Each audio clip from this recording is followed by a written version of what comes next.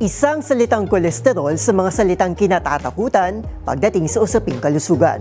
Pero alam niyo ba na hindi lahat ng kolesterol ay masama? Alamin na ang pagkakaiba ng good at bad cholesterol. Ang kolesterol ay natural na sangkap sa ating dugo na lumilika ng hormones, vitamin D at tumutulong din sa ating digestion. Ang good cholesterol o high-density lipoprotein ang siyang nagpa-flush out ng sobrang kolesterol mula sa ating katawan.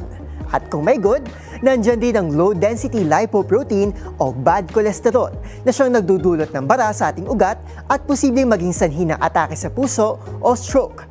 Ayon sa mga eksperto, nakukuha ang bad cholesterol dahil sa mataas na fats sa mamantikang pagkain, kakulangan sa ehersisyo o genetics. Sabi nga nila, balance and moderation is the key.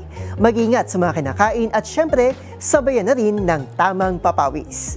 Tandaan, mas makulay ang mundo kung alam mong hiwaga sa pag-ikot nito.